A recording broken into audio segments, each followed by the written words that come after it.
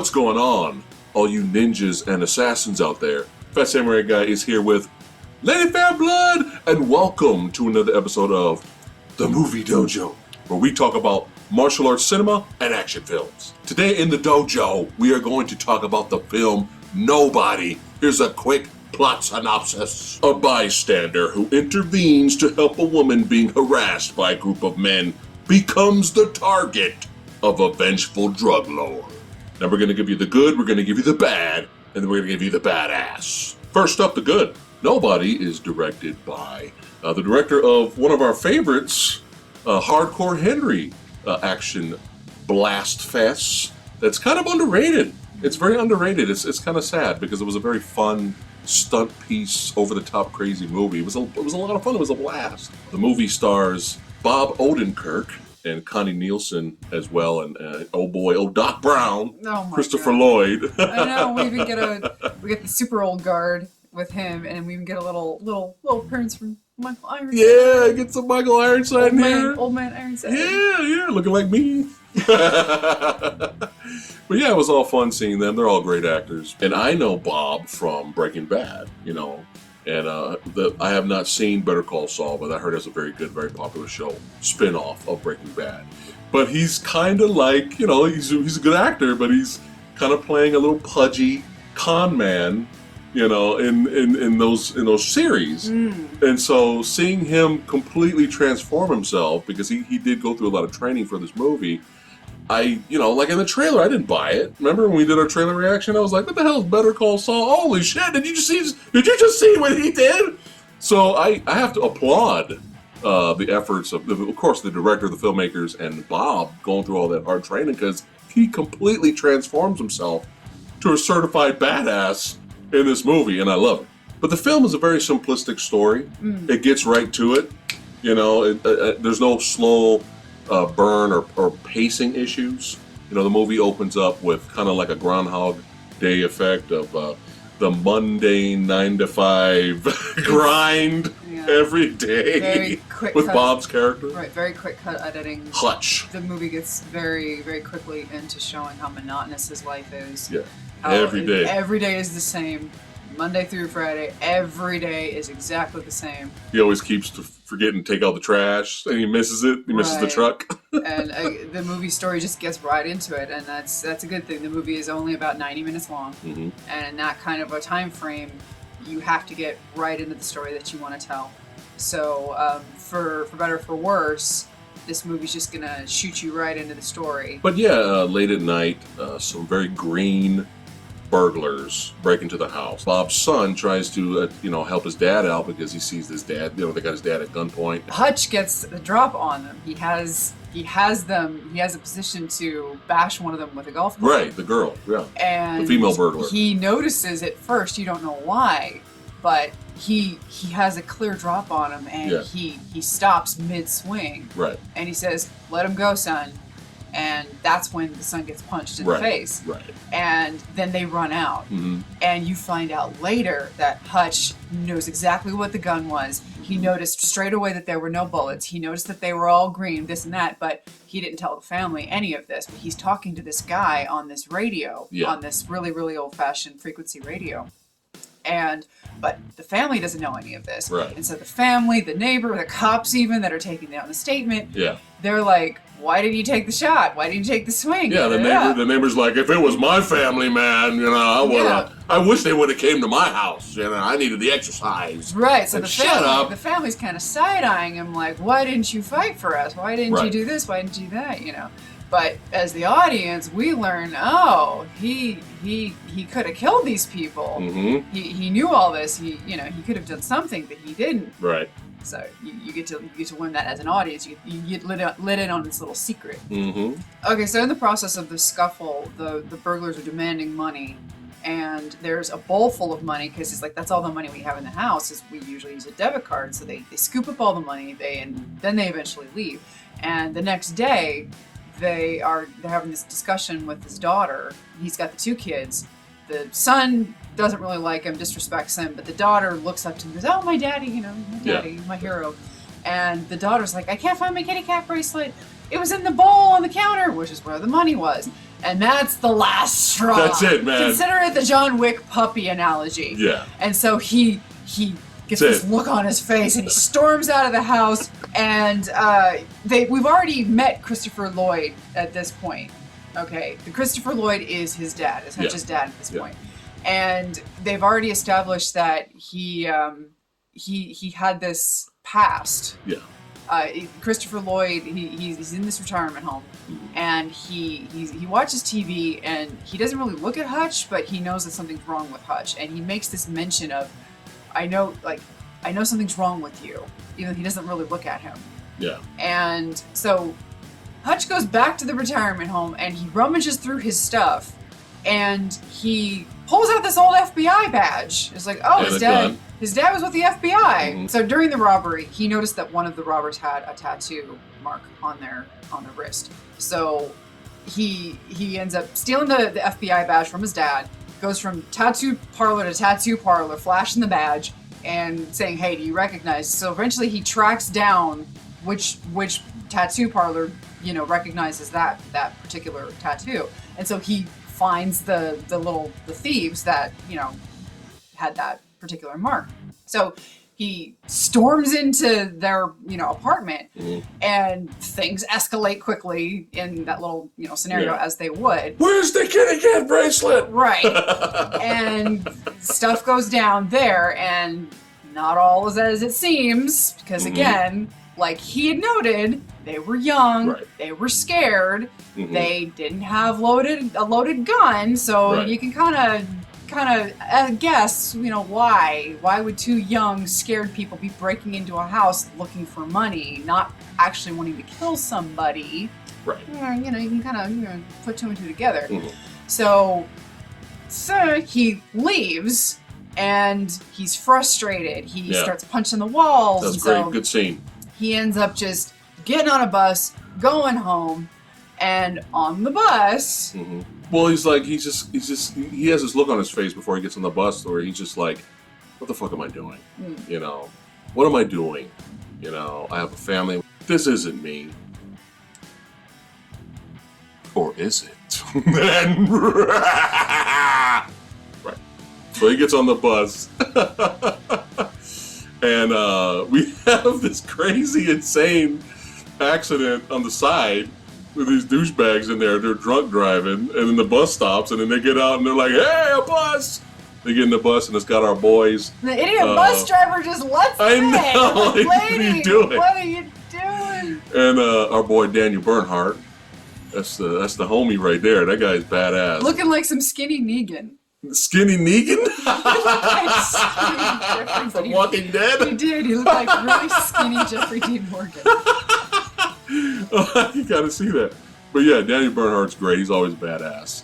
I'm pretty sure he helped with the fight choreography and action. I saw that in the credits, which it makes sense because he's awesome. And then Elaine Moosey, martial artist and stuntman, is also in this as well. And I'm sure he's a lot happier to be in this movie than last year's Jiu-Jitsu.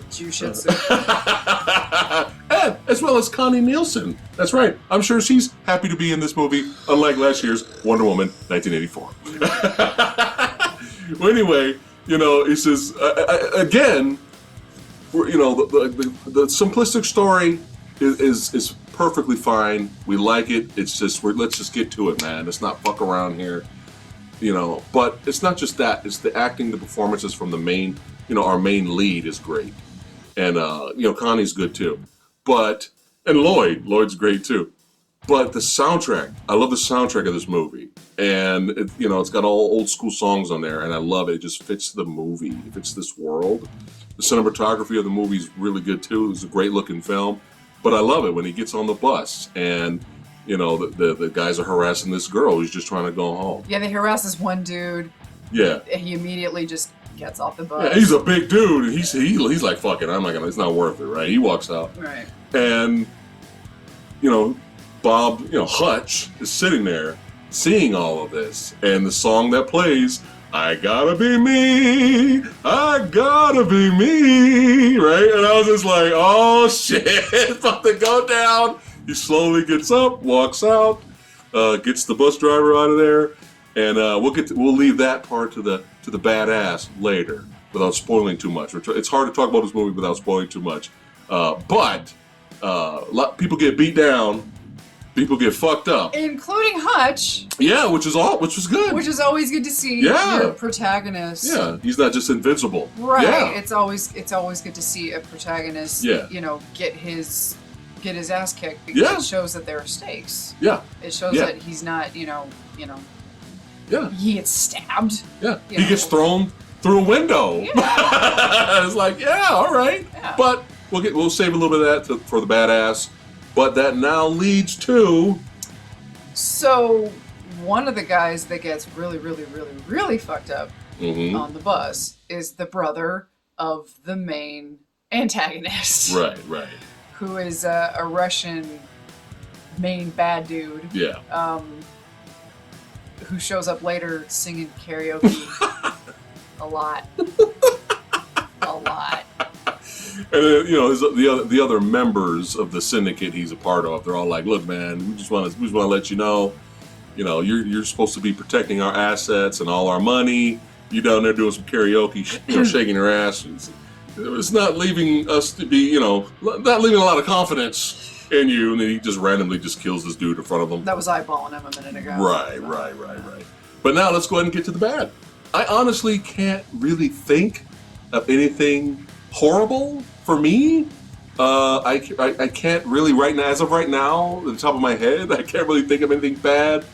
Maybe the villain was a little stock. Maybe he was just a little kind of generic.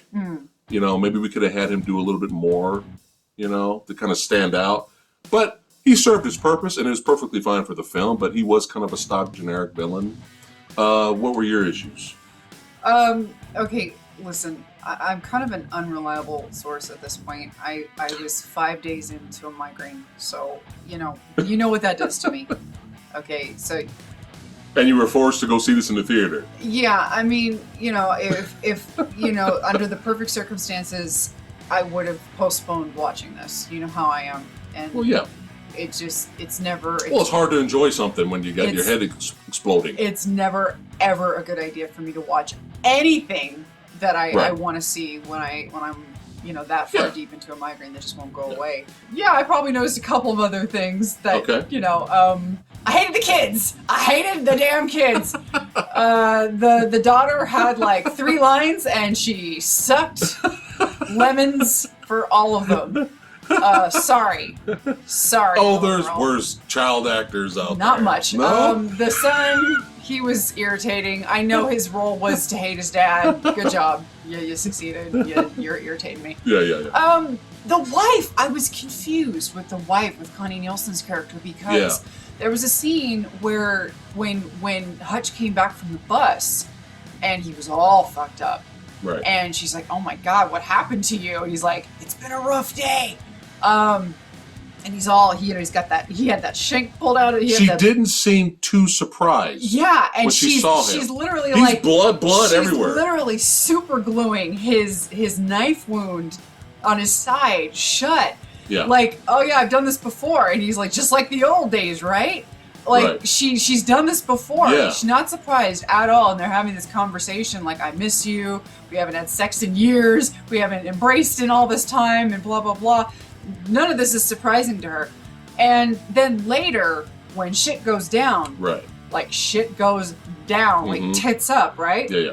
She's like stunned by the amount of carnage that's gone down in the house, and she's like looking at him like, "I need an explanation." And I'm like, "Lady, I thought you knew what he was. Yeah. I'm confused. Do you know or do you not know?" So that was a little confusing. Now again, at 90 minutes, there are just some questions you're just not going to get answered. Right. There is a character, Christopher Lloyd is obviously Hutch's dad. There is, I'm assuming, an adopted brother with the RZA character. Mm-hmm. Obviously, RZA is black. Right. He is Hutch's brother. Mm-hmm. Okay. Because there's a photo of Christopher Lloyd embracing both Hutch and RZA as children. Right. Obviously, they're siblings. he is in hiding. RZA is in hiding. Oh yeah, that's right. You never know why. Yeah. You get this impression that they're both agents of some kind. Right. But you never know what happened. You never know what. Yeah. You never know what happened with him. But he's you never get an explanation for that, which is it's not a bad thing. I just assumed because they're agents or whatnot and black ops, they gotta be in hiding. I just assumed that. It's not necessarily a bad thing. No. But some people might be like, whoa, what happened? Right. But there are just some things that again at 90 minutes you're just not gonna get any answers to. Right. And again, the villain, I've seen better. So. Right. We've seen worse though too. It's true. And now for the badass. All right, Christopher Lloyd. I'm not going to spoil it. I'm not going to ruin it. All I'm going to say is that he's hilarious and badass, and that's all I'm going to say. I haven't seen this man. I haven't seen this man in anything in years. Yeah. And I have missed him. Yeah. And to see him in this made me so happy. And it looked like he was enjoying himself, which is great. But yeah, we're not going to spoil it. But he was great, and RZA was good. But yeah, like overall, man, just it scratched the fucking itch, okay? It scratches the itch, all right? The house invasion scene, guns a-blazing, knife stabbing, car chasing, buildings exploding. Yeah. The what we wanted, what I wanted mostly too, and you too, out of the trailer, we got. Yeah. What we wanted out of the trailer when we did our trailer reaction video, and we were like hoping, please let this movie be what we want. And god damn it, I was pleased. Badass, the fight on the bus was fucking brutal. Yeah. And it kept going, and he was getting fucked up, and they were getting fucked up. I love how he got thrown out of the window. She slowly got up, shrugged himself off, cracked his neck a little bit, and just slowly walked right back into the bus and kept fighting. This is why we go to action movies. This movie right here is the perfect example of why the action genre is the fucking best. Okay, it's just it's just it gives you that yeah. So like it just gets to the adrenaline rush. You know what I'm saying? This is why we love this genre. You know what I mean? And even though I know some of you are probably wondering because we haven't mentioned it yet. If you haven't seen our Fuck Movie Theaters video, make sure you watch it because it's hilarious, and then come back here. But yeah, luckily for us, we actually didn't have to beat the shit out of no assholes that were, bought tickets to sit right in front of us on purpose. They were fine. They were sitting there. Everything was good. So luckily, everything went well, and we did enjoy this movie in the theater. So I know you guys are probably wondering, hey, what happened? But yeah, everything was good to go. But yeah, badass. Yeah. Scratches the fucking itch, man. There was this little triple headshot, yo. Oh, that was triple headshot. I know we're trying to stay away from spoilers. I gotta mention that. I'm sorry. There was this little subplot where so Hutch works for his father-in-law's. His father-in-law owns like this factory. And the brother-in-law works there too, and the brother-in-law's kind of like this douchebag. Yeah. And Hutch wants to buy the factory. He's like a wannabe tough guy. Hutch wants to buy the factory from the father-in-law, who's Michael Ironside's character. And Michael Ironside says, you're kind of lowballing me here. If you want to make me an offer, if I want to sell this place, I want it to be a big, spectacular, offer, whatever. And so when the shit finally starts to go down, Hutch gets all these gold bars out of hiding. And he here's your gold, here's your offer, and Ironside's like, okay, that's great. So he finally buys the place, and what he does with the factory, it builds into the finale, like what he ends up doing. Yeah. That's part of the finale. Yes. I'm just like, I love this. Yeah, this is fucking great. The finale was by far my favorite part of this whole film. Yeah. Your reward. That's how you do action movies and martial arts films right. You slowly build that shit. You don't blow your wad right in the beginning of the movie. But yeah, just everything I wanted and hoped that this movie would be was. I was not disappointed. I loved it. All right, it's time to rate this son of a bitch. Go! Number 3 is average on our channel. I'm going 4. All right, woohoo! 4 out of 5 for Lady Fat Blood. I'm gonna give nobody 4.5 ninja stars. Alright, that's it for today's video. Let us know in the comments below what you guys thought of the movie Nobody. And we'd like to thank all you badasses for watching. Don't forget to like, share, subscribe, hit that notification bell, join the Movie Dojo Army. The join button is at the top. Check it out. A lot of good stuff, exclusive perks, merchandise store, a lot of good stuff. Because we love movies, and you guys do too. We'll see you guys next time.